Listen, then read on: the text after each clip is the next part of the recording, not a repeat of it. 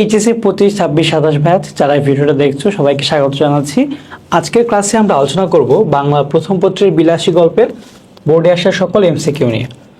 Special HSC 25 batch তোমাদের জন্য ভিডিওটা বানাচ্ছি। তোমরা সবাই ভালো মতো পরীক্ষা দিয়েও ভয় পেও না। হ্যাঁ, শরৎচন্দ্রের প্রথম মুদ্রিত রচনা কোনটি?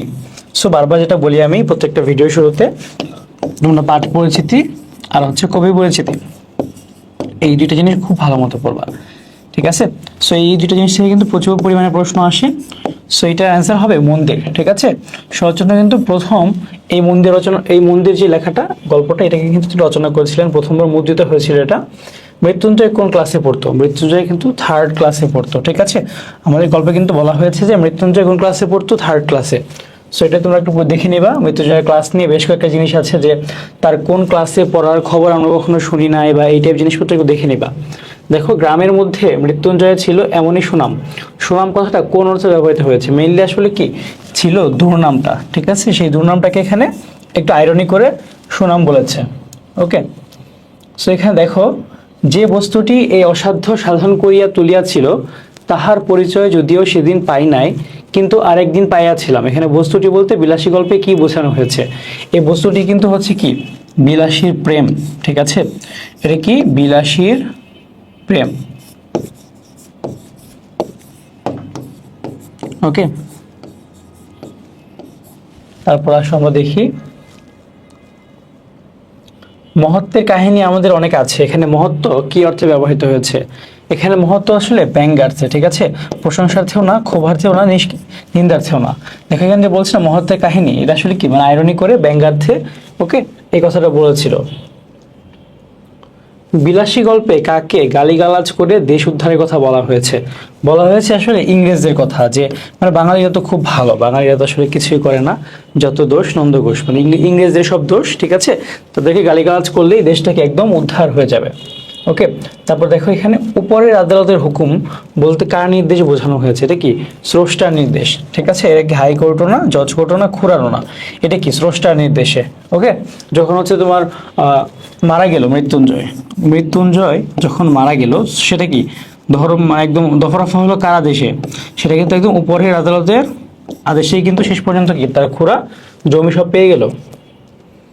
তারপর দেখো এখানে, বাবুরা আমাকে একটিবার ছেড়ে দাও, আমি রুটিগুলো ঘরে দিয়ে আসি। বিলাসী কথা কেন বলেছিল?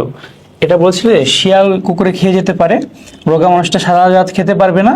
মৃত্যুঞ্জয়ের মরার কথা বলেনি, জাস্ট এই দুটো জিনিস কিন্তু মিন করেছিল। ওকে, তারপর দেখেন এখানে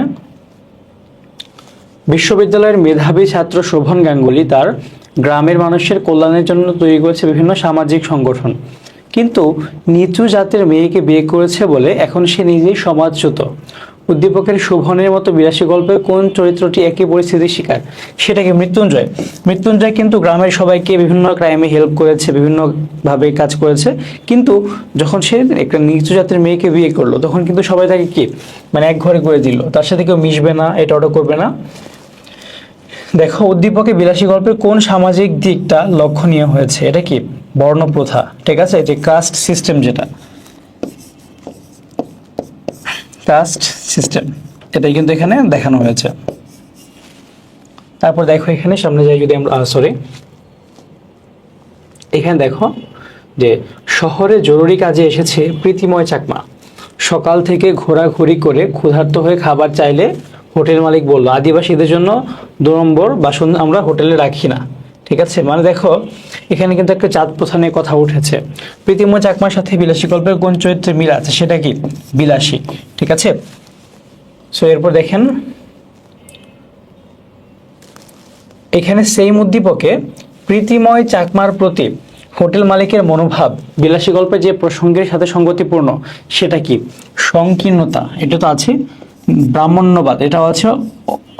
অস্পৃশ্যতা, ঠিক আছে, এটাও কিন্তু আছে। অস্পৃশ্যতা, এটাও কিন্তু আমরা দেখতে পাই। সো এখানে অ্যান্সারটা কি এই 3টাই হবে। তারপর দেখেন, ব্রাহ্মণের শিক্ষিত ছেলে সমীর ভালোবেসে বিয়ে করে গ্রামের জেলে সম্প্রদায়ের শিক্ষিত মেয়ে নীলিমাকে রাশভারী বাবা উপেন্দ্রনাথ তাদের রাজি না হয়ে সমীরকে সম্পত্তি থেকে বঞ্চিত করে।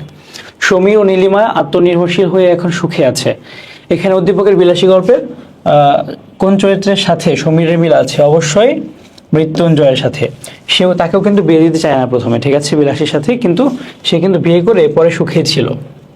তারপর দেখেন ব্রাহ্মণের সেম উদ্দীপকের উপেন্দ্রনাথ চরিত্রের মধ্যে বিলাসী গল্পের যে সামাজিক সমস্যাটি নিহিত সেটি হলো কি, সেটি হচ্ছে শ্রেণী বৈষম্য, ঠিক আছে, যে কাস্ট সিস্টেমটা এটাই কিন্তু এখানে নিহিত আছে। তারপর দেখেন এখানে মরণ ঋতু মম শ্যাম সমান, এখানে এখানে কোন চরিত্রের সাথে মিল আছে, ঠিক আছে, এখানে কিন্তু বিলাসীর সাথে মিল আছে। দেখো মানে বিলাসী কিন্তু শেষ পর্যন্ত সুইসাইড করেছিল, ঠিক আছে।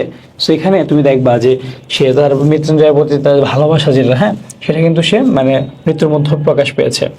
উক্ত চরিত্রের মাধ্যমে স্বেচ্ছায় মৃত্যুকে আলিঙ্গনের প্রকৃত কারণ কি, সেটা হচ্ছে কি প্রেম। তার যে প্রেম বলো বা ভালোবাসা বলো সেটাই কিন্তু এখানে প্রধান হয়ে আছে। তোমরা যারা ভার্সিটি খ ইউনিটে ভর্তি পরীক্ষা দিবা, যারা এইচএসসি 25-26 ব্যাচে আছো, তোমরা যারা হচ্ছে বি ইউনিট পরীক্ষা দিবা, তোমাদের জন্য কিন্তু আমাদের চমৎকার একটা কোর্স আছে। আমাদের ক্লাসগুলো যদি ভালো লাগে তোমরা এখান থেকে ডিটেলস দেখে নিবা, হ্যাঁ, তোমরা চমৎকার একটা প্রিপারেশন নিতে পারবা ইনশাল্লাহ। যারা বিস্তারিত দেখতে চাও তোমরা আমাদেরকে নক দিও। ওকে, সবাই ভালো থাকো, অন্য কোনো একটা ভিডিওতে দেখা হবে। আল্লাহ হাফিজ।